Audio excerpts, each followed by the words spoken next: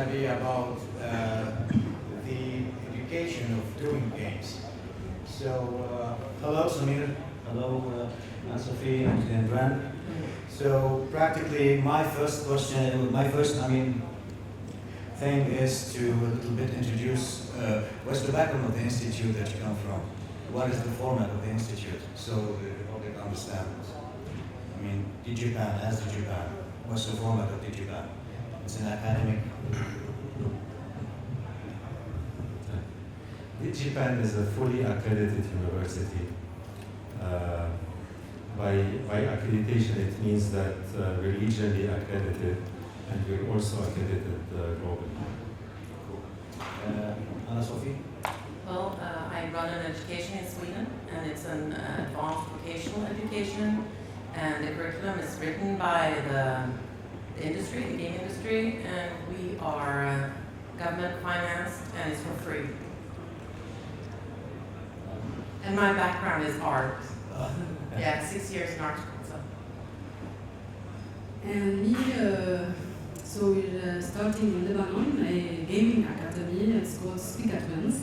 So now we're working on in the middle of the third workshop. So in Lebanon we started, and hopefully it will be in all the region. Starting 5 years old kids and up, teach them gaming, everything about gaming, from to be also entrepreneurs and to make their own product and publishers. Okay, so gaming education is one of the most important pillars in any industry, especially in the gaming industry, where you need, you got the skills and the knowledge, so you'll be able to create. So I'm going to consider the Middle East country, because we don't have this education yet. I'm going to consider it as a post-apocalypse event, where we bring Mr. Samir Abu Samra, Ms. Anna-Sophie, and we bring in Ms. Abbas to create this knowledge. Would you do it the same way that you're doing it, in your institution, or would you can revolutionize the idea of education, especially now that things are moving much, much faster and demand is really high towards skilled people in the industry. So how would you do it, Samir? I don't see any difference, because we're already doing it the best we can. We should try to import here whatever proved to be working. You do the same way? Do the same way Yeah, it proved to work. Yes, my education would work really well here. So we're doing the best we can. 90% of our students, when they get exam from high school, they get a job in the industry. So we have, at the moment, we have 74 people at Ubisoft Massive in Malmö. So we're doing fine. Okay, that responds a little bit to what I wanted to ask, is we are talking about the Middle East. We don't have Ubisoft that can take in that number of students. I'm talking about here, it's post-apocalypse. There's no gaming companies, there's no games being produced. Well, let me go back a little bit, because we should not assume this is the starting point. No. If you're talking about a good ecosystem, first of all, starting with the government and starting with banks and finances, in parallel, we need to have the three elements of the industry. We need to have the industries as well as the school. So, like for example, like we did in Singapore, when DigiPan went over there, along with DigiPan, in parallel, came Ubisoft and LucasArts. So, if we're building an education here, we should also think of bringing an international industry at the same time. We should have several types of industries. Startups, local startups, and good international industry that would help initially to recruit the fresh graduates. That's totally what I wanted to hear. Yeah, and what you need to gather is the community. You need to gather the industry, as we said, but you also need to gather media, and get media, not the ordinary media, but the game critics. Okay. They need to start to write about the games made here, because there are games made here. Yes. So that's what's one key to it. But you need to have triple or quad helix, where the education and research industry and the culture around it, and you need to just acknowledge it. And yes, this morning we had the Minister of Telecommunication here, and he was all for it. So it's just That's hope so. just as long as we get up and down, like Jason De La Rocca also said, you need support from above, but you also need it coming from the bottom. Yes. Really important. Okay, when you're operating in the Middle East, I mean, you started, I mean, you have the model that you are using in your company. Do you think it's going to be viable I mean, with a in the scene when there are no actual game production in terms of education? We have many problems in the Middle East. First, as Arabs, if you want, we are consumers, not producers. So this is the first problem we have in the region. Because now we're operating from 2008, and every time we wanted to recruit someone or to make a project, we don't find people because there's no institutions, no academies to teach these young people to do games. So we have these two problems. So we're facing a lot of challenges as Speak at Twins. But we find solutions that we have to start from really young age to teach these young people, these Arab young people to be entrepreneurs. First, why? Because we don't have a lot of gaming company in the region, so we have to teach them to do their own productions and own products. So this is one of the solutions. And also the difference between here and abroad, we can't teach them only skills. We have to teach them to the logic, how to think, how to do the games from A to Z. So the concept, the skills, creation, art, entrepreneurship, and also to publish their game. So we don't have any academic or institution to teach all this. So we have to teach everything. So this is the challenge. We're doing this at Speak at Twins. Okay, I have a question for Samir. Actually, I come from the Japan school, not as a student, but as a full-time employee for some time. And this institution is where I learned everything I know about games, and they were the rocket that I stepped on to start my gaming business. What would it take to bring in, these big institutions, and I was talking to people, to some influencers in Lebanon, that would bring in, these big names in terms of gaming education, like DigiPan, or like your institution, to be operational in Lebanon? Full ecosystem. Full ecosystem, starting with infrastructure, starting with finances, and of course education, research, and development. You need to have all of that. If you look at Redmond or in any place where we had success, we had the full ecosystem. Yeah, I understand that, and I was following up on the Singapore project, and it was a full support. Yeah. And this is what is important. Like, if I want to give an example, the city of Redmond, their full ecosystem included from the beginning to have large companies. So they had an infrastructure where they could allow to have large company operates over there. And we're talking Microsoft, about 60,000 students. We're talking Amazon. They're operating from in the city of Seattle with about 10,000 employees.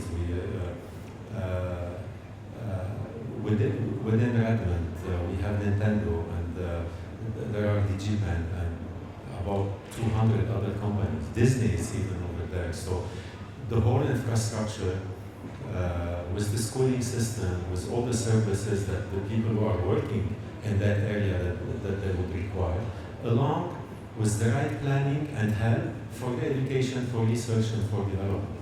Okay, that's a lot of work. Like, for example, I know for us, DigiPen, to operate over there, the city of Redmond had to change their rules because we would like to open on Saturday and Sunday our doors to our students, and our parking lot would be much more than regular businesses. So they had to change the rules of the city in order to accommodate us, and they did. Okay. And Sophie, I think you have a smaller example of how it's operating. I know Malmo was very active in terms of everything that is techy and the game creation, but I mean, Redmond, I know that it's huge in terms of companies, Yeah. so. Sweden is, and the Malmö, the city I come from, is 350 people, 350,000 people. But we're just 20 minutes away from Copenhagen, which is, about 1 million people.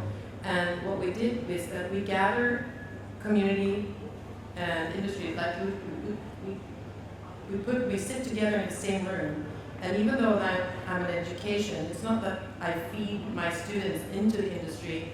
I'm as important as the industry is for the cluster and the media and we sit, and I'm in the board of the Game City, which is our organization, and we call it, and there's the CEO of Massive, and there's the CEO of Tarsier, which makes Little Big Planets, but there's also Ozma, which is one woman.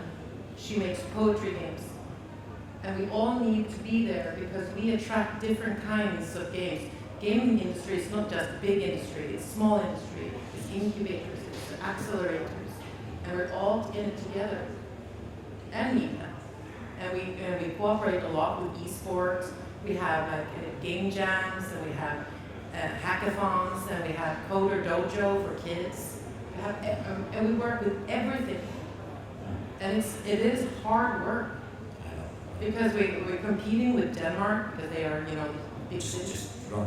Yeah. It's the bridge away. Yeah, it's the bridge away. So and we actually got to start the Nordic Gaming Conference in this little city, and we attract people from all the Nordic countries, and then we started to attract people from around. Plus, we have a large Arabic community in our city, and we started the Arabic Game Jam there. Yeah. Yes, and we went here. Yeah, you came here. Yeah, Okay. and it's really amazing. Actually, that was the joke of yesterday. It's like even the game jam, we imported it. Yeah. It's another game jam, we imported it. So, Ran, I I want... have a question for you, Ziad. So what Ziad said, what Karim said, Samir said, it's great. So they have all the support from everyone, and they have the industry for a long time. And what Emily is saying is great. So the question for you, what can we do other than speak at Tunis to boost this industry with education? So now we are maybe the only academy in the Arabic world in the MENA, and we don't have any support till now. So we're talking about this to everyone. So we didn't have any support. Everyone told me today, so everyone was talking about how education is important, and everyone is going to support this education. Yes. So we talked about Speak at Tunis for a long time now. We didn't get any support. So I'm asking you, how can we boost the industry? We didn't get how any. can we boost the education, gaming education in the MENA? As Samir said, I mean, eventually you will need a big player, because even though the people that live in the region, they need a lot in terms of building their skills and creating businesses out of their passion or the thing that they create, I mean the games. So the support that we expect here in the Middle East for this thing is actually to work towards the community, bring in big players that have the faith in the region in terms of the skills, the mindsets, and help build it up from ground up. Things are changing a bit in Lebanon, and hopefully we'll find some financial support towards like taking things much faster, because we are already very late in the industry, as in MENA. But I mean, it's gonna take time. It's gonna take time and a lot of effort, and a lot of people to believe in what we're doing. So I will come back to moderating the panel. So I wanted to ask you one thing that we were discussing the last day is about the industry, the thing of creating games. Even although the industry is going to reach out $180 billion in 2018, still parents, they don't consider it as an accredited business for their kids to enter and work in the industry. It's like what we consider in the Middle East, like I want to become an actor, I want to become a musician. So this is like it's like a no-no for the industry, and I think this is something that is holding a little bit in the Middle East. And I want to hear, I mean, your opinion, Hans and Samir. It's like this is the case in other countries. I mean, you still say that no, games, it's not the best career to take.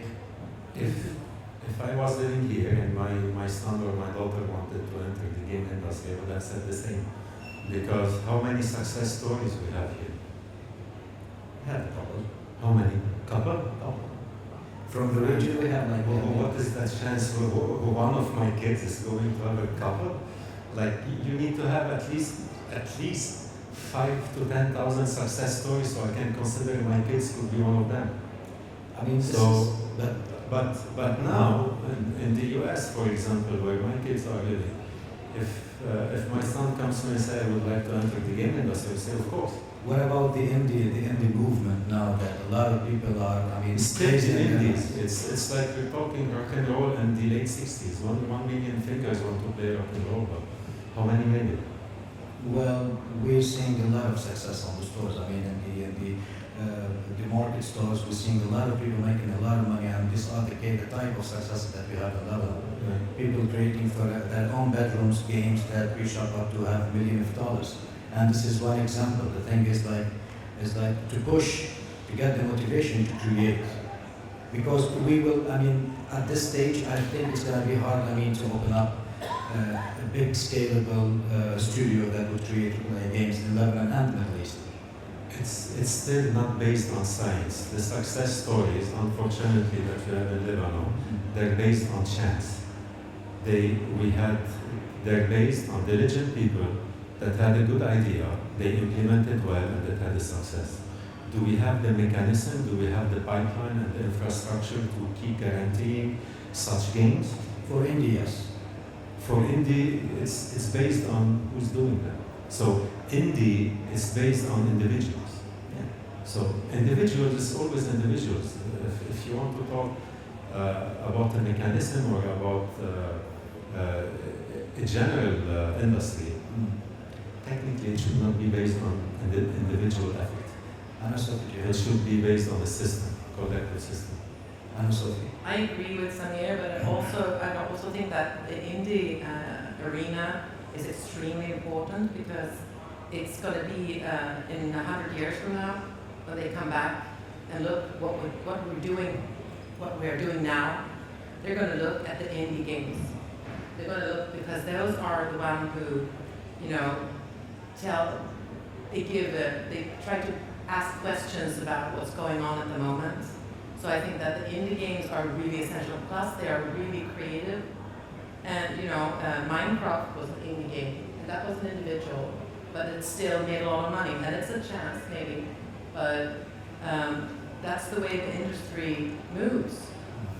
They're the big companies that make money, and you have Candy Crush Saga that they make their games out of big data. But then you have in the region we live in, we have Mediocre, who have 100. They're two guys, totally indie. They have 100 million downloads on their small mobile games. So you need it all.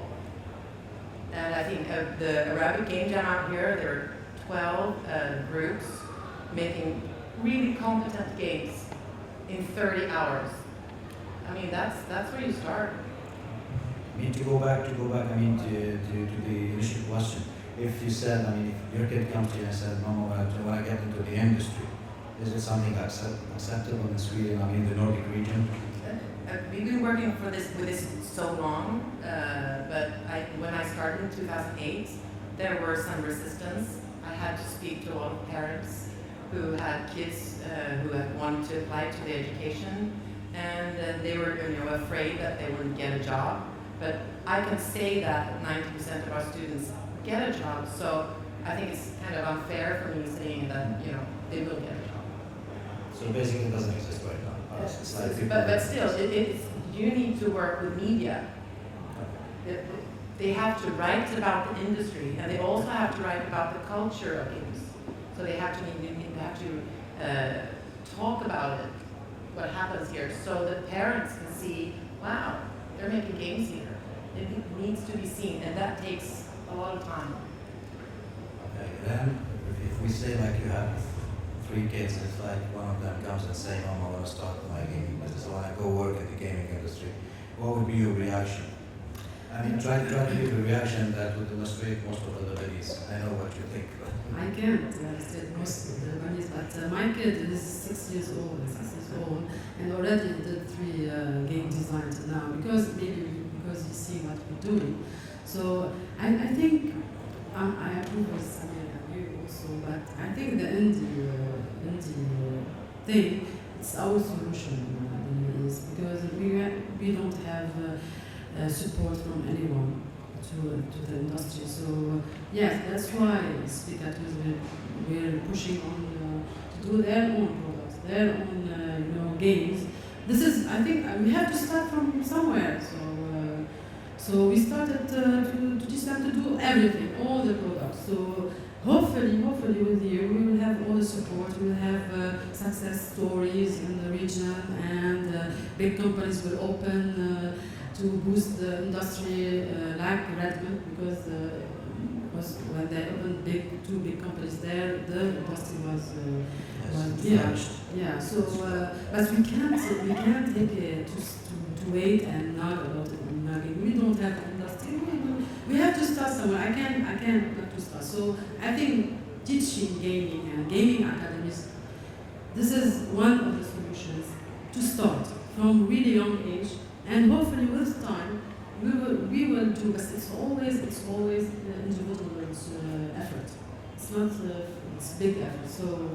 I mean, we've been in the business. We've been in the business for a long time, and we've been educators at universities for a long time, and we know that the thing is that games are multidisciplinary. It's not just like knowing how to code and knowing how to do arts.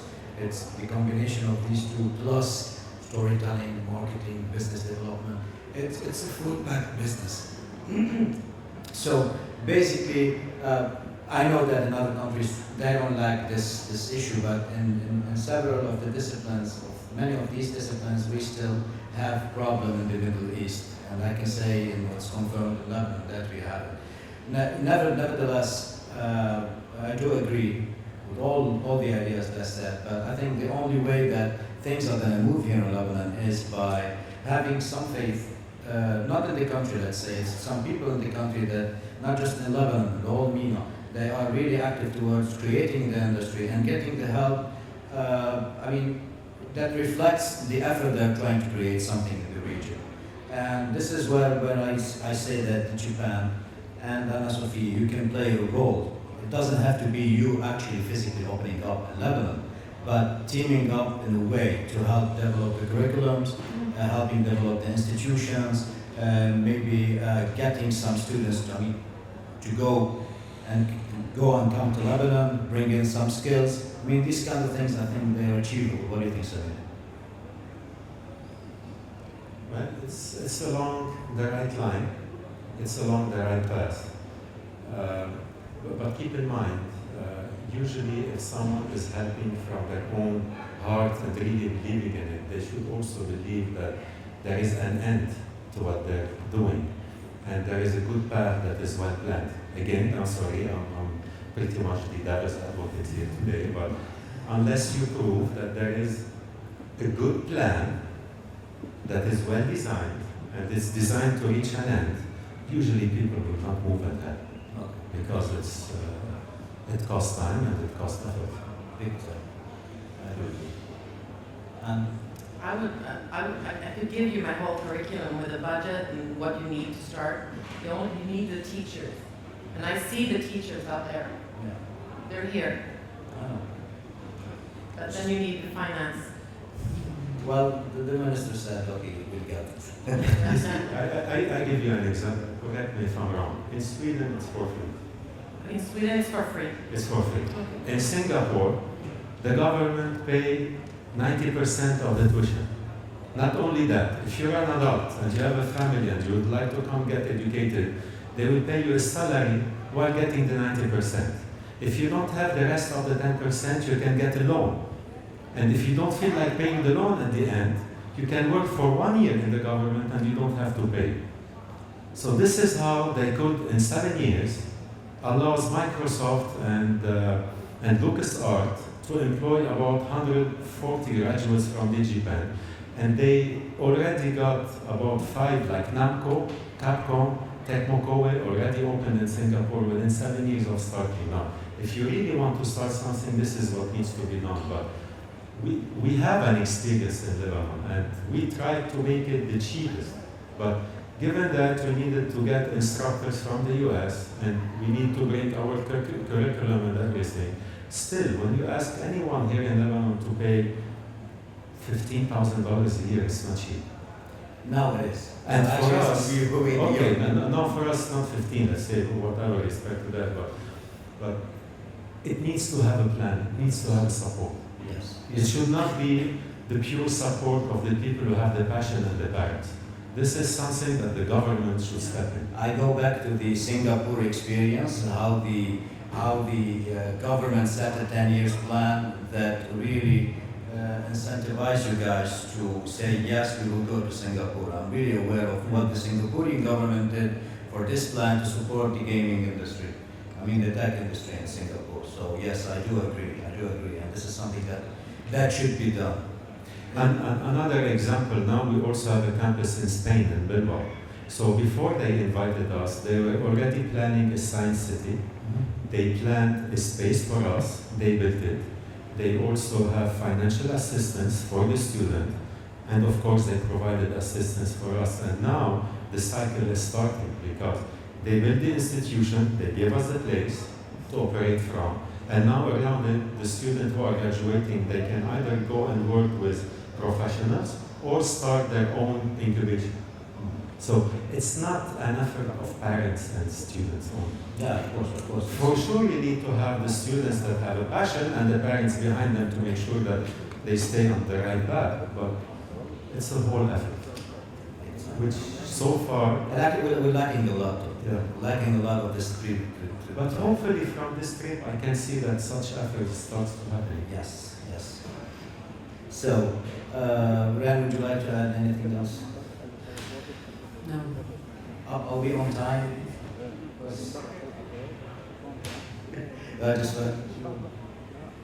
We need to finish. I mean, all the stuff. So I hope the energy that we had in the morning, all the panelists pushing on education, they will I would say it in Arabic ينفذوا اللي عم يحكوه يعني مش بس حكي فاضي يعني لأنه we used to really to get the big words and support and we didn't get anything now. It's always personal effort. So hopefully everyone will work together in the region and Lebanon to get really, like Samir said, all the package together. Would you like to add anything? Or when you're coming back to Lebanon for good, I mean, to open up your own venue. With us. Yes, I will. But when I come back to Lebanon, I have many new friends that are really interested in games and want to make games. So, one of my friends actually is Lebanese, and he's one of the best producers in Sweden. He made Game Brothers. His name is Joseph Fares. So, Joseph Fares اللي عامل فيلم زوزو. yeah. Zozo. Actually, his game is awesome. Yeah, it His is. game is awesome. Yeah. It's an Xbox game, Xbox Live game. And Samir, anything would you like to add? Well, I could say that we have everything to do it. Yeah. We really have the best education system in the world. After all, remember how many people from that area got lots of innovations outside. Like look at MIT, at Harvard. Samir Abusama, he holds 8 patents. 27 US patent. If you look at GM, at Ford, at Chrysler, at Google, at Microsoft, at Boeing, like the list can keep on going. So it's that good education that allowed us to reach over there. So we can do it here. We have the good education. We have the right history. We have the money. I'm sure that we have the money, whether it's from here or it's from outside. All what we need to do is to put our hands together, nothing more. Yes. Nothing more. Just put your hands together. Thank you, Samir. Thank you very much. Interesting, invigorating, fascinating, all the ings. Before you disappear, obviously, as is tradition, as has been tradition, rather, we've got a couple of awards to give you. So I'm going to hand over, as always, to my sidekick. He's not my sidekick. They're the main sponsors. yes. Mr. For Ziad, thanks very much for being with us today. Samir, it's really a pleasure and an honor to have you. And Anne-Sophie, thanks a lot. Please take these back with you home because they're personalized. Your name is engraved in Arabic. You can keep it as a souvenir. Thanks a lot.